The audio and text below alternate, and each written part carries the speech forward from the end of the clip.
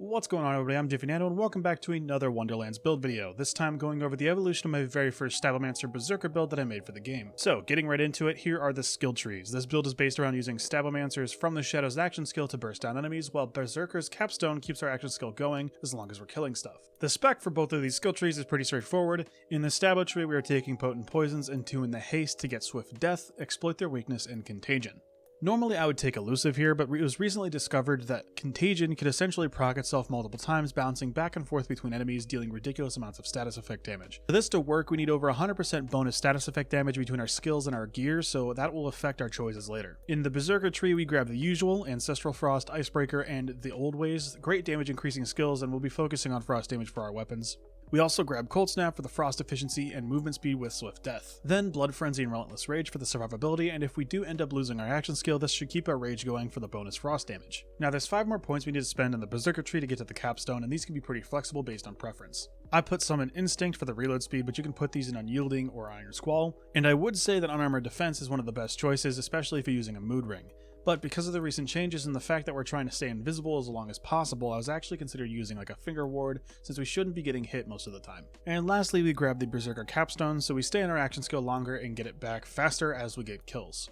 Alright, on to gear. The armor I was using was the Smart Armor. Since we spend most of our time invisible getting guaranteed crits, this ends up just being a damage boost for us.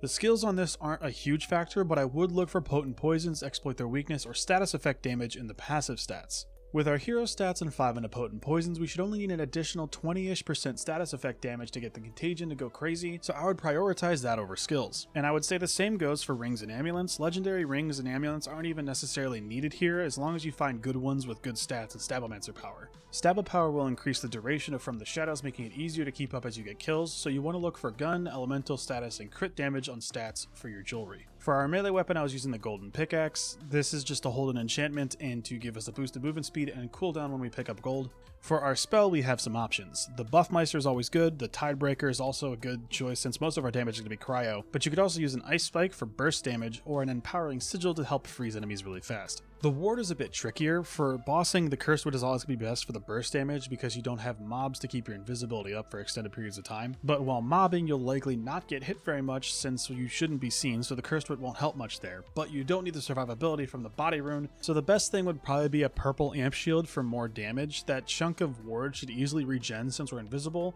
and the Deuce's Visage would be really good here if it could be enchanted. For our weapons, we have kind of the usual, the purple Nightshade SMG, Cryo, one of the best guns in the game. You could also use the Liquid Cooling, since we're built into frost and crit damage. This will actually deal some decent damage even after the nerfs. And of course, the Sword Explosion is extremely strong right now and will probably continue to be strong. This setup is pretty versatile, so you can kind of use whatever is good at the time and whatever you like. As far as enchantments go, you want the usual, increased damage dealt, elemental damage, like 45% while action skills active.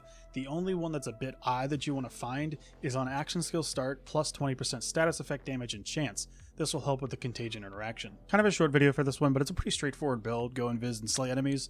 This is one of my very first builds I made in Wonderlands, and after all the time we've had learning interactions and mechanics, it's way better than it was originally, but with the introduction of Chaos 35, it doesn't melt bosses like it used to. You won't be struggling or anything, but you're not going to be one-magging anything or anything flashy like that. So if you want to give it a shot, the save file will be in my Discord, link in the description. If you enjoy my content, consider subscribing and hitting the bell and checking out my live streams. If you want to see the ramblings of my smooth ADHD fueled brain, check out my Twitter and TikTok. Until next time, have a good one.